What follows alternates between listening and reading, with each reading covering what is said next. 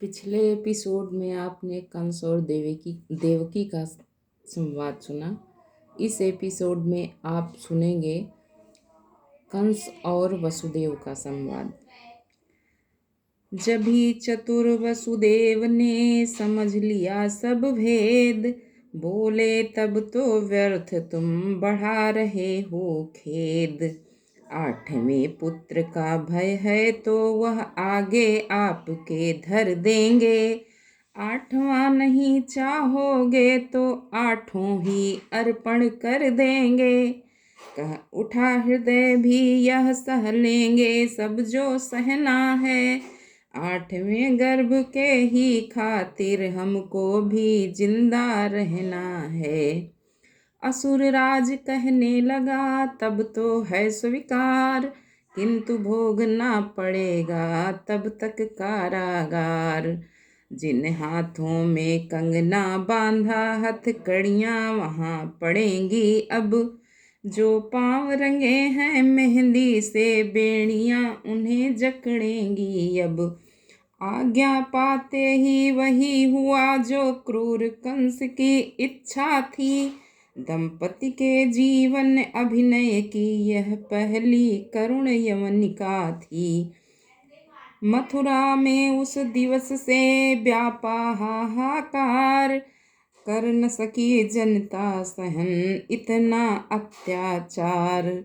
प्रतिवाद सभाएं शुरू हुई, ब्रज भर में आवाजें पहुंची, युवराज के अत्याचारों की राजा पर फरियादें पहुंची। उन सब का यह परिणाम हुआ, जालिम के जुल्म दुचंद हुए। कितने ही जनता के प्यारे कारागृह में बंद हुए। उग्रसेन का भी नहीं उसने किया ख्याल, दिया उन्हें भी दुष्ट ने कारागृह में डाल। राजमुकुट सिर धार कर खुद ही बना नरेश, जग में घोषित कर दिया कंस हुए मथुरेश। कारागृह के दरवाजे पर जब राक्षस का पहरा बैठा, छाती पर बूढ़े राजा की उस समय एक मुक्का बैठा। सोचा क्या मैंने इस दिन को बेटे पर लाड़ लड़ाया था, मकड़ी ने अपने फंसने को क्या यह जाला फैलाया था। बेटे के मुख पर बाप सदा दीवाना सा हो जाता है, उसको सुख देने की खातिर खुद लाखों दुख उठाता है। पर बेटा वही बड़ा होकर बर्ताव एक ऐसा करता है, इसका प्रमाण दुनिया देखे इन हथकड़ियों में रहता है। धिक्कार राज्य से जीवन पर जो ज्ञान ध्यान सब खोता है, अपने ही बेटे के हाथों बूढ़ा नृप बंदी होता है। नालायक बेटे के बदले वो अच्छा जो कि निपुता है, जग वालों बूढ़ा उग्रसेन ऐसी ही उग्र प्रकृति का है। अच्छा ओ राक्षस ओ पापी आराम न तू भी पाएगा, मेरे शरीर के सड़े मांस तू सदा घृणित कहलाएगा।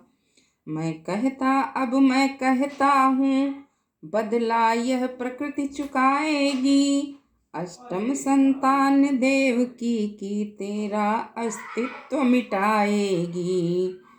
यह कहते कहते आपे में जब नहीं रहा अपने राजा, तो माला हाथों में लेकर हरि नाम लगा जपने राजा।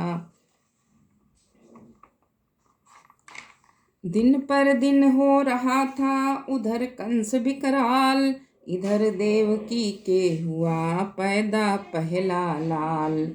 वसुदेव बोल उठे देवी लाओ यह ऋण भुगता आऊं, बेखिला तुम्हारा नया कुसुम उस ज्वाला में झुलसा आऊं।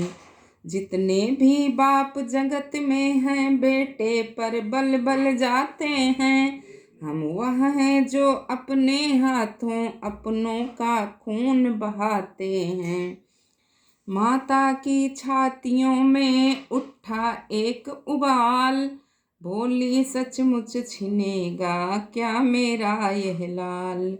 ले जाओ पर ठहरो इतना कह दो, क्या यह मनुष्यता है।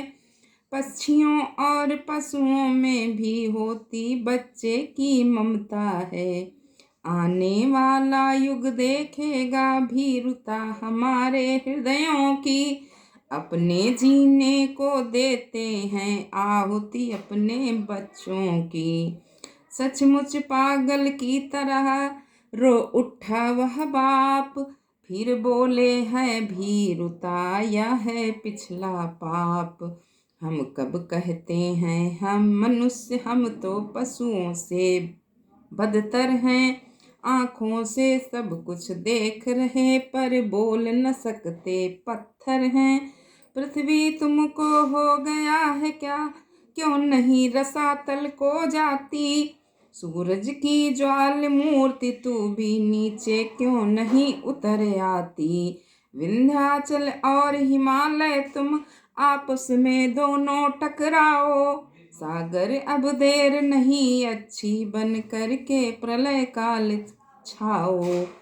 देवकी आर लोग वचनों को नहीं बदलते हैं। छत्री जब प्रण कर लेते हैं तो कभी न प्रण से टलते हैं। फिर यह भी जान रहे हैं हम तप खाली नहीं हमारा है। 8वें पुत्र ही के कारण हमने शरीर यह धारा है। यह कहकर चल दिए वह पुत्र सहित तत्काल। माँ चिल्लाती रही हा बेटा हा लाल।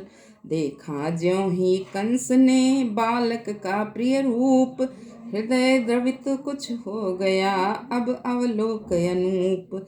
शायद देता छोड़ वह यह नन्हे से प्राण, दिल उसके भी पास था चाहे पाषाण। पर नारद ने आन कर बदला तुरंत विचार, ढीला हुआ न इस तरह उस सितार का तार।